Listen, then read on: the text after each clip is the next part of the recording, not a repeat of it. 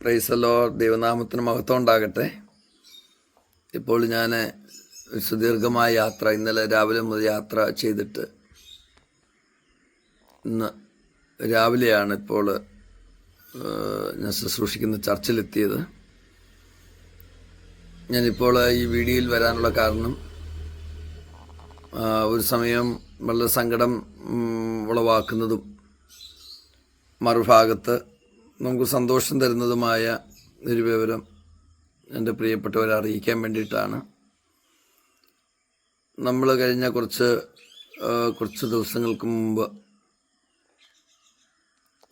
ഒരു ഷാജി എന്ന് പറയുന്ന ഒരു സഹോദരന് വേണ്ടിയിട്ടൊരു വീഡിയോ ഇട്ടിരുന്നു. പ്രിയമുള്ളവർക്ക് ആ വിഷയം ഓർമ്മയുണ്ടാകും. അദ്ദേഹം വെന്റിലേറ്ററിൽ കിടക്കുകയാണ്. അദ്ദേഹത്തിൻ്റെ നില അതീവ ഗുരുതരമായിരുന്നു. അവർ പുറമ്പോക്കിലാണ് താമസിച്ചുകൊണ്ടിരുന്നത്. അവർക്ക് വീടോ കാര്യങ്ങളോ ഒന്നും ഉണ്ടായിരുന്നില്ല. അവർ വല്ലാതെ ബില്ലടയ്ക്കാൻ കഴിയാത്ത വിധത്തിൽ ഒരുപാട് ഭാരപ്പെട്ടു. അദ്ദേഹം കൂലിപ്പണിക്കാരനായിരുന്നു. അങ്ങനെ ഒരു സാഹചര്യത്തിനകത്ത് അവരെന്നെ പല പ്രാവശ്യം വിളിക്കുകയും വസ്തുതകൾ പരിശോധിച്ചപ്പോൾ അത് സത്യമാണെന്ന് ബോധ്യമാകുകയും അങ്ങനെ ഞാൻ പോവുകയുമായിരുന്നു.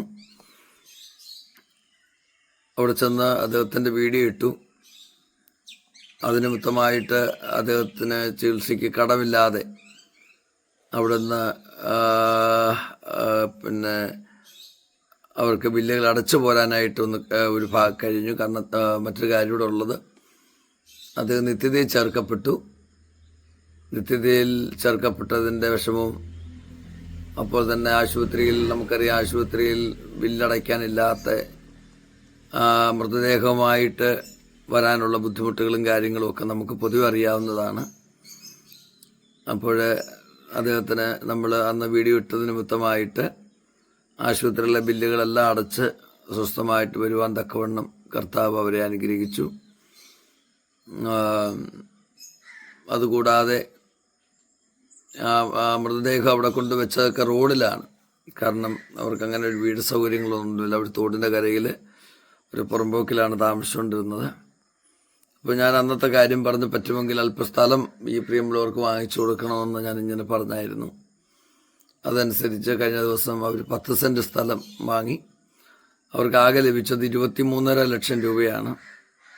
10 സെൻറ്റ് സ്ഥലം അവർക്ക് വാങ്ങാൻ തക്കവണ്ണം ദൈവം സഹായിച്ചു. ബാക്കി പൈസ ഉണ്ട്, ചികിത്സ കഴിഞ്ഞിട്ടുള്ള ബാക്കി പൈസ ഉണ്ട്. പ്രിയമുള്ളവരെ, ആ കുടുംബത്തിൻ്റെ അവസ്ഥ വളരെ ദയനീയമായിരുന്നു. ഇങ്ങനെ കിടക്കുന്നവരുടെ കണ്ണുനീരും പ്രയാസങ്ങളും ഒക്കെ അത് വളരെ വലുതാണ്. കാരണം മനുഷ്യൻ സാമ്പത്തിക വിഷയങ്ങളിൽ നിസ്സഹായാവസ്ഥയിലേക്ക് പോകുമ്പോൾ ഒരു ഭാഗത്ത്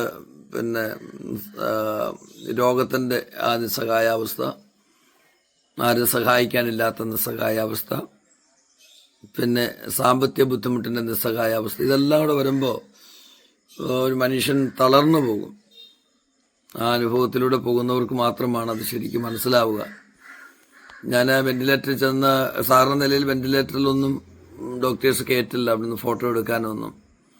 പക്ഷേ ഈ കുടുംബത്തിൻ്റെ സാഹചര്യം അറിയുന്നതുകൊണ്ട് ആശുപത്രിയിലെ ബഹുമാനപ്പെട്ട ഡോക്ടർ അദ്ദേഹം എനിക്ക് അതിനുള്ളൊരു അവസരം തന്നു,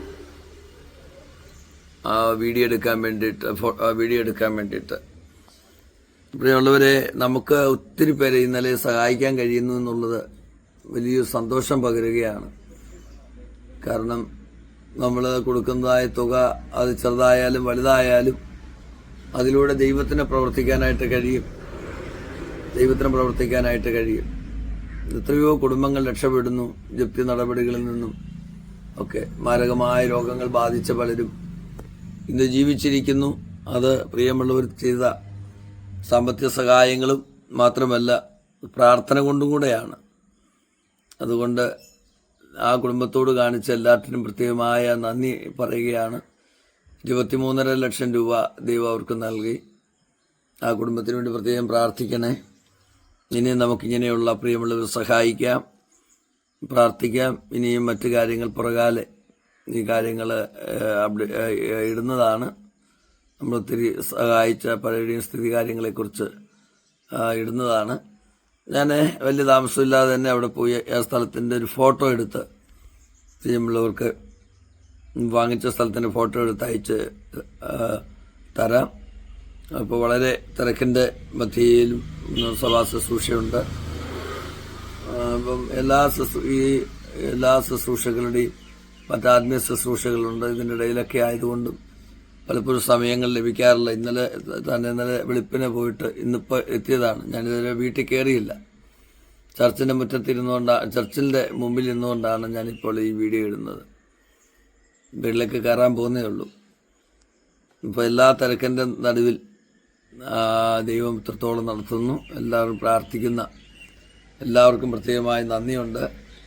ദൈവം ധാരാളമായ നിലയിൽ അനുഗ്രഹിക്കട്ടെ. ആമേൻ.